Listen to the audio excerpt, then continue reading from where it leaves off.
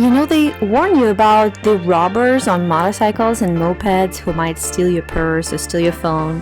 If you're in a touristy location, you're standing next to a road, looking at your phone or something. But nobody warns you about the fact that London might just steal your heart. It's beautiful, so beautiful. And I just can't hide how I feel about you. Nothing can take that away. 'Cause you make the world so beautiful, so beautiful. Let me tell you a little bit about the hotel we stayed at. It was called Canopy by Hilton. It was in the business district of London, very close to the Tower of London, London Bridge, places like that. So a really good spot to stay at. And this was my first experience, I think, staying in a 4-star hotel.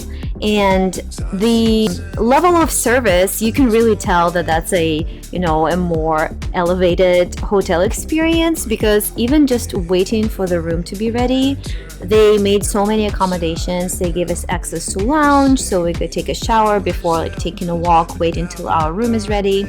Also, I didn't want to take a walk. I was very tired somehow and I wanted to nap.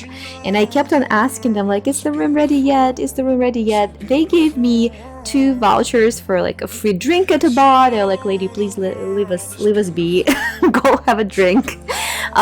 So just the level of service. They sometimes give you a welcome package in the room, which is just lovely. So I really enjoyed all aspects of service at that hotel. So beautiful, so beautiful.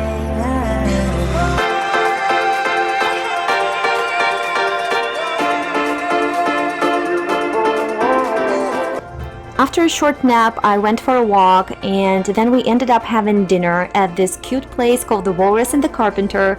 It's Alice in Wonderland themed, and it was adorable. But most importantly, this was my first experience talking to a serving staff at a restaurant or anywhere really, and finding out how careful they are about food allergies. This is such a blessing as a parent of a child with food allergies. Eating out is always stressful, but not in London. I don't know if the rest of England is the same, but London is so careful. They serve the person with the allergies first, they ask you first, they show you all the ingredients. You can just feel safe and relaxed eating in London as a person with allergies, and I really appreciate that.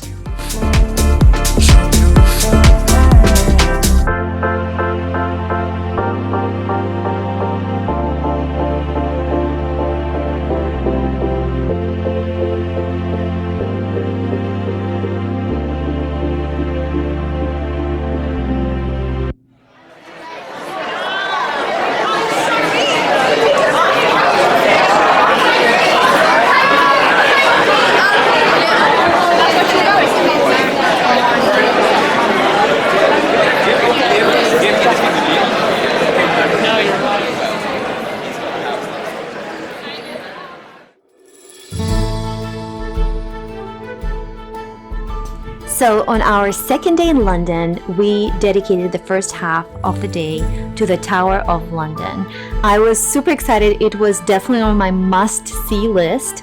I'm obsessed with the ravens of the tower, and I've read the book The Raven Master by Christopher Scaife, and I really wanted to see it, mostly for the birds. And we got the tickets for the earliest spot. I think it was 9:30 or something like that. And they say this is the least crowded time, so you can judge for yourself, I guess, what the crowds would be later in the day if this is the least crowded time. But yes, we had just a wonderful time there, and I'll chime in later if I have anything else to add.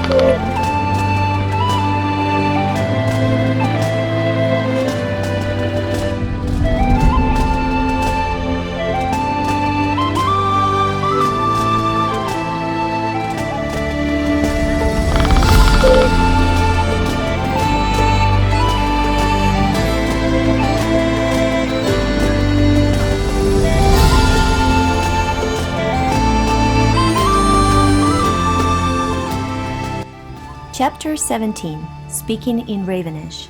Yes, I talk to the ravens, and yes, they talk to me. Or at least I imitate them and they imitate me. I'm not exactly Dr. Dolittle, but I suppose I have developed a way of communicating with them over the years that seems to work for us all. I always say good morning to them and good night, and I speak to them in English during the day. I've also developed a few raven calls and sounds, which they seem to respond to, though I don't exactly know how. Birdsong and bird communication are such complex things, and I can't pretend to fully understand it. People spend their whole lives studying birdsong. I'm merely a practitioner. Here's what I do know. The name of the raven, Corvus corax, comes from the Greek corax, meaning a croaker. But ravens, in fact, make a much deeper sound than the more familiar sound of a crow's croaking, which sounds like caw, caw, and which sort of rattles and clicks. That's not the sound of a raven at all. A raven's call sounds hoarse, but when you listen to it carefully, it's also rather resonant and commanding. So that's a little excerpt from the book Raven Master. The ravens you see here are Poppy and Harris. They are super friendly. They are greeting the tourist to the White Tower in the morning, and you can tell their names by the color of the band on their legs. I just laugh and point at you. Right. Are you just warming up? Right then. Time's in. It's just about there. I'll say, good morning. Morning. Good morning. Good morning. See, the jet lag has worn off. Well done. And welcome, one and all, to His Majesty's Royal Palace Fortress, the Tower of London. We're a UNESCO World Heritage Site. My name is Yeoman Warder Darren Hardy, Daz Hardy, yeah? And I'm one of the 35 Yeoman Warders, nicknamed Beefeaters, yeah? A member of the King's Bodyguard, and a member of the Royal Household.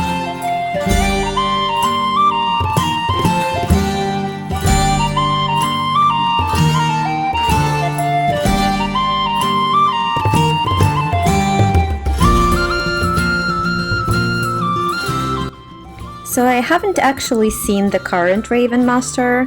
There are multiple people taking care of the ravens throughout the day. You can see this yeoman warder putting water on the stones for them, and sometimes the ravens would lift their heads and open their mouth and like drink the water, but sometimes they just splash in it a little bit here and there. And we also saw him feed them as well. But he is not the current Raven Master, because I know what the current Raven Master looks like, and that's not him. The Raven Master is really in charge of the ravens. Other yeoman warders are doing different duties around the tower, including helping with taking care of them. This little one here, by the way, is Edgar. In a while, about 18 years.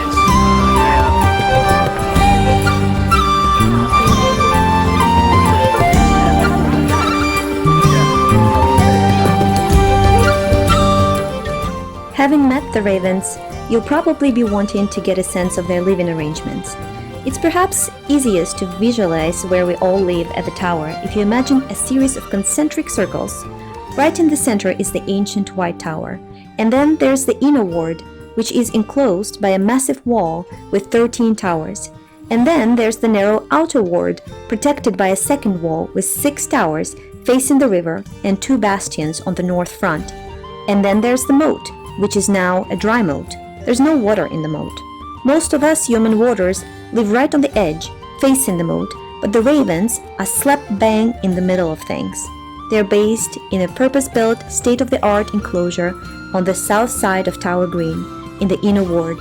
It is the perfect spot, sheltered but warm and sunny, at the center of the life of the tower, but just tucked away enough to give them some privacy.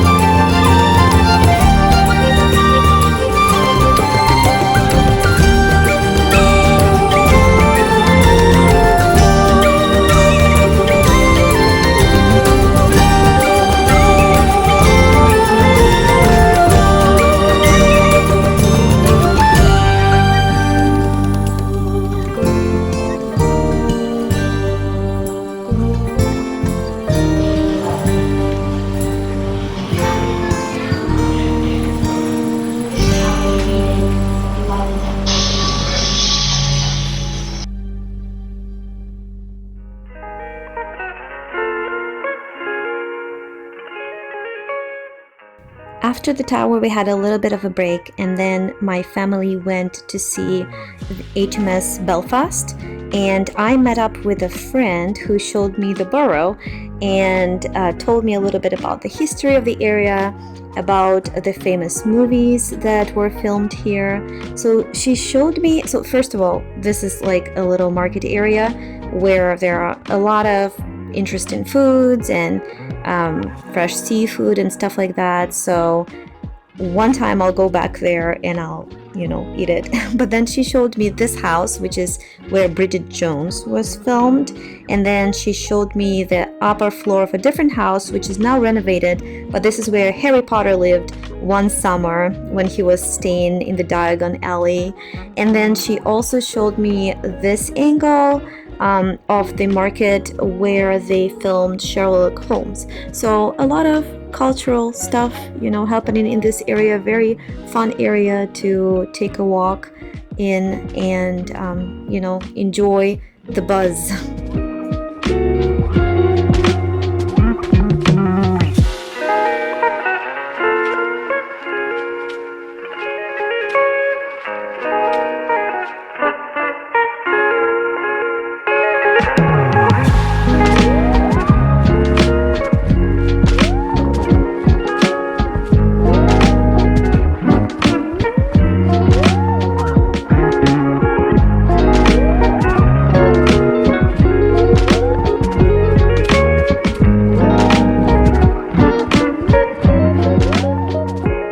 This is the famous Shakespeare's Globe, and actually there was a play that was just finishing up inside, but my friend told me that there are no seats in there, so if you go for a Shakespeare play, which is probably going to be 3+ hours, you have to be ready to stand the entire time.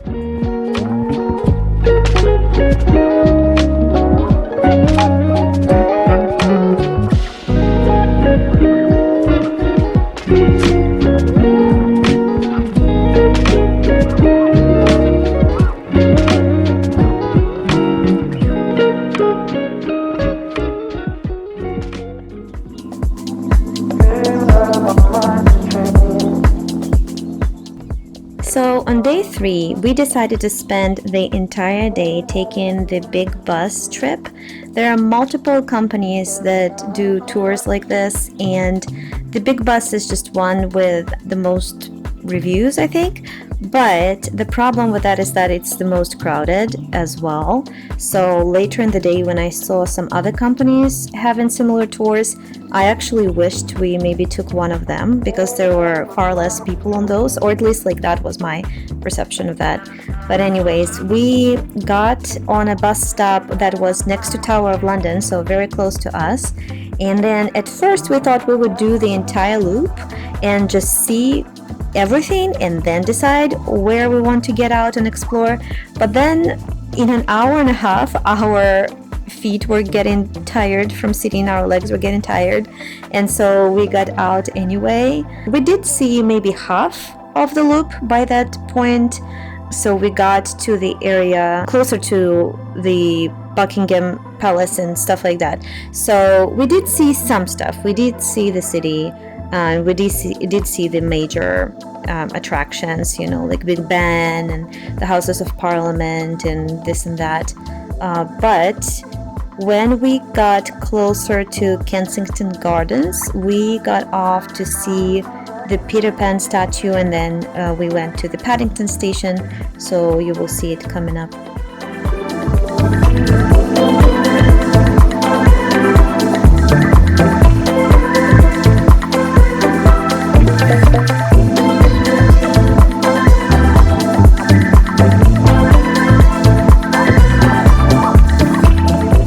This reminds me, I really wanted to do the afternoon tea bus. I just didn't plan for it, but I think if I ever go on a tour like this in the future, I will take the afternoon tea bus, because not only are you looking at all the attractions, but you also having nice sandwiches and tea and everything. So I would really enjoy that. But otherwise, Big Bus is a fun alternative, and you get to know so much about the city's history and culture being on it. I really liked the audio guide they had, and it was interesting and family friendly and interesting for kids as well. By the way, they said London is technically a forest because 60% of it is taken by trees, which is just amazing. Makes me want to live there even more.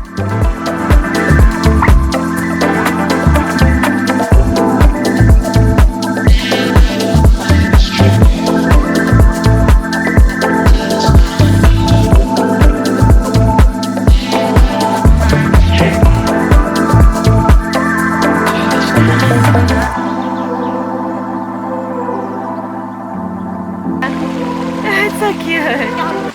It's so cute. Where are you going? Where are you going?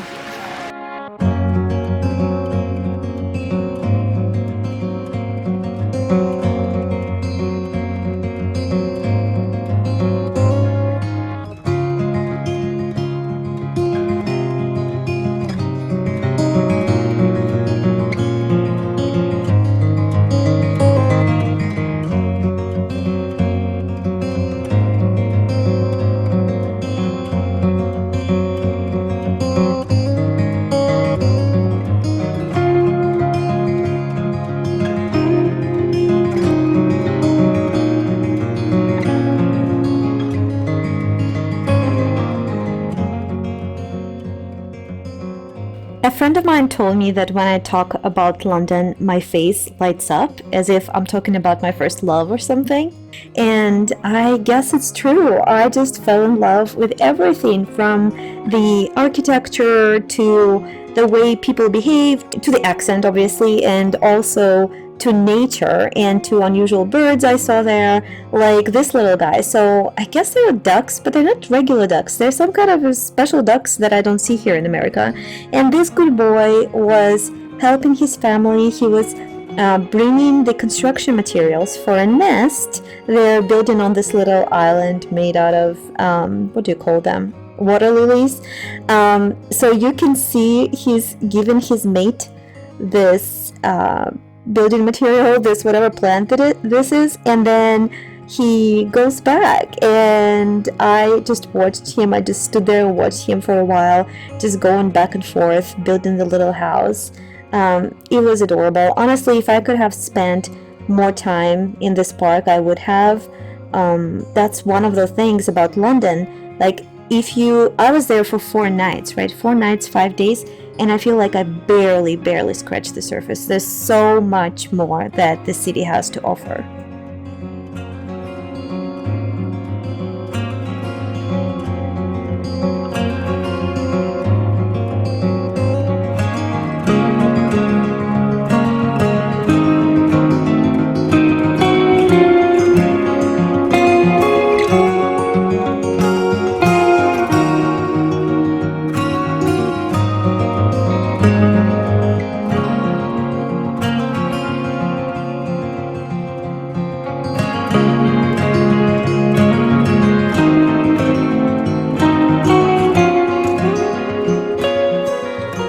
After exploring the Paddington station, we went to Trafalgar Square.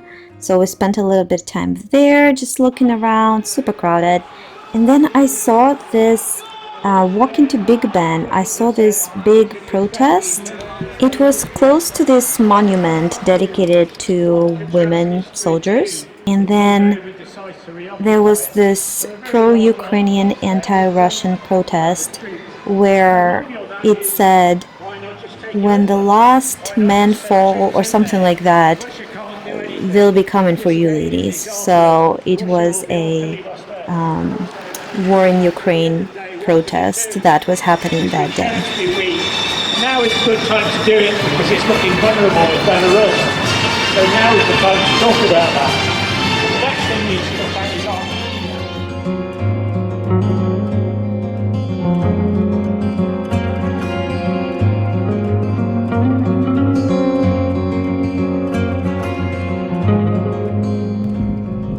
Lots of people there waiting for that famous red telephone booth. And the thing is, those booths are located throughout London, but people wanted that one maybe because the backdrop was the Big Ben or something like that. And then, as we were walking to the Buckingham Palace, we see a pelican just there on the road. It's crazy. Like, this was the least expected thing. I guess I should have known, since there's so much water around England. It makes sense there would be water birds, but still, I was just amazed by the variety of birds that live in London. It's mind-blowing.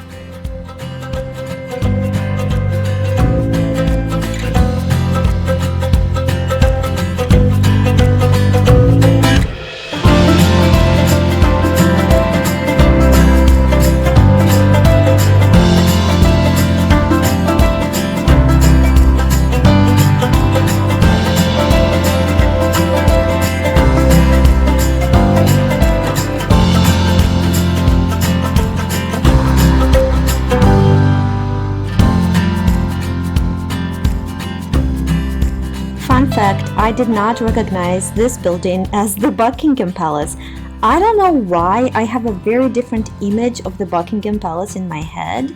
Maybe because I saw something on the news, and I have a feeling that I saw Queen Elizabeth standing on some kind of a balcony, and there was no balcony in this building, at least like from what I saw. So we actually went through these gates that are called Canada gates, because I thought, oh, maybe like to get to the Buckingham Palace you need to go around, and then I realized, no, that's actually the Buckingham Palace, like this thing over here. I don't know why, this is not how I remember it, but we took a couple of pictures here, and you know, all of these people obviously are here to see the Buckingham Palace, so that was ridiculous of me. And then my family, next day, we went on our own adventure next day, but they went here to see the changing of the guards, which was amazing. So I really liked the videos they took, so that's a good experience if you can swing it, but we had some other plans. So after seeing that area, the Buckingham Palace area, which again was on a must-see list, so I had to do it, I went back on the big bus. My sister actually and her family, they took a river boat back because it was included in the big bus ticket, but because I needed to see the Buckingham Palace, I went on my own thing, and I just barely got on the very last bus of the day, so that was good. And also there's a warning. Basically, closer to the end of the day, some of the buses would just stop randomly and say, hey, I'm not going anywhere further, so change to another bus, and that bus is going to be the very last bus, so if you don't make it on time, I'm sorry, you'll have to take metro back home. So keep it in mind when you are planning your big bus or any other type of bus situation there.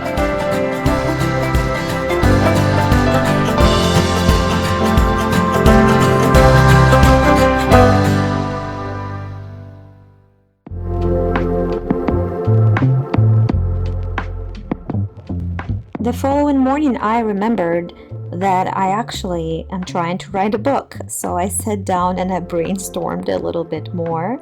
And then after that, we had a Harry Potter day. So I'm only going to show you a part of the day because Harry Potter video is going to be its own video. It's the Warner Brothers studio visit, and I filmed a lot there. So stay tuned for this one next week. But that day we went and sent a postcard to family back in America, and then we also went to this place called the Sky Garden. So here's the thing, the Sky Garden is very popular. This is like a nice observation deck where you can see basically the entirety of London. But by the time I remembered I wanted to do this, there were no longer tickets available. So the tickets are free, but you do have to reserve them, and there were no longer tickets for the rest of my trip. But here's the trick. There is a restaurant downstairs. It's randomly downstairs because you would expect the restaurant would be high up, right? So you can have your whatever breakfast or dinner and see the city. But that restaurant is downstairs. It's kind of opposite the entrance to the Sky Garden, and if you buy like a combo of a breakfast and Sky Garden there, then the tickets are magically available. So I guess they allocate some of the tickets to the restaurant customers. They say they have some kind of a agreement. So The restaurant was the worst meal actually that I had in London. The pastries were all right and we had some tea, but the porridge was just terrible. I felt like somebody smoked into my porridge. I don't know if it was maybe burnt or something, but it was fine. It gave us the access to the Sky Garden, which I'm, very appreciative of. And then after we, just walked around the Sky Garden for a little bit, we went to King's Cross Station and we got into like a little gift shop, got a little bit of stuff there. And then we wanted to take a picture at platform 9 3/4, but you can see this line. So we got into the line and then I heard somebody ask how long the line was and they said 45 minutes. And I'm like, no, I'm not doing that. So we walked to the station from which we took our trip to where the Warner Brothers studio is. But on the way we stopped at the British Library, which again is another location I want to explore more. All I got to see was just like this entrance area and this beautiful wall of books, but I would love to spend an entire day at this location. We only stopped there because we wanted to eat something, and they have an amazing restaurant where my son tried lamb chops for the first time in his life, and he said this was the best meat he's eaten in an entire year.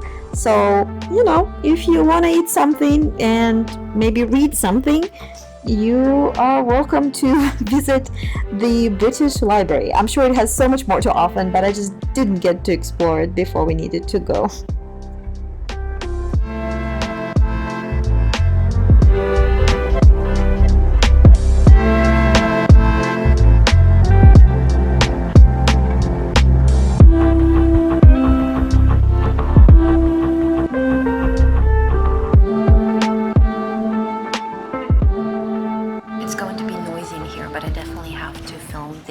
For this vlog here because I just found out that they have this cute little lounge with the butterflies as the main attraction point on the wall, which is extremely fitting for my story, the story that I've been brainstorming this past 2 weeks. So I thought I would film a goodbye from here. This vlog from London turned more into a touristy travel vlog than writing vlog, and honestly no regrets because we only had 4 nights here and I fell in love with London. London has so much to offer. I do not remember last time I felt this way about a city. So I've been to new cities. I do love some areas, like more for nature, like for example Washington State. Like I'm obsessed with it because of the nature, and I want to live secluded in the forest, with nobody nearby and stuff. There's a part of me that wants that, but there's also a part of me that enjoys old cities, the cities with history and so much energy and culture and vibes, like all sorts of different vibes in different neighborhoods and places you can be proud of, and like beautiful nature resorts and parks and stuff like that. And London is definitely a city like this, and I haven't even seen England. I haven't seen the countryside. I haven't seen, like, I guess what most of England is. I have just seen London, and it's already enough to make me want to move here because it's just so beautiful. And now my battery died, so I have to finish filming here. But anyways, what I'm trying to say is that I enjoyed my time here and I didn't work as much on the book. I did have a couple of times when I sat down and I brainstormed, and I am getting to like the middle of the book, which is the hardest part for me always to plot. So I feel like, there's progress being made. We went from the beginning of Act 1 to the middle of Act 2. So that's a lot, and I'm happy that we've done this much on this trip. But the bulk of the work is going to happen at home, and I'm so excited to go back. Like, as much as I would want to stay here for a whole month and just explore the city and everything, I'm excited to go back home because honestly, for writing, you don't want to be in exciting places. You want to be in a very boring place most of the time where where writing is your outlet of your creative energy. And I think, like, in general, for the future, I need to remember that, like, if I want a real writing retreat, it has to be a place where there's really nothing to do. It's like maybe in the middle of the forest, in a little cabin where there's like nowhere to go and nothing to see and nobody to talk to. Because I also spent this past 2 weeks with my family, who I barely get to see. So obviously they took the priority, but at the same time, I'm surprised I got some work done. I've moved the story further, and I'm excited to go back home and resume from this spot. And I guess I'll see you then, guys. Thank you so much for watching this vlog. If you enjoyed it, give me a like, subscribe if you haven't already, and I will see you in my next one. Bye!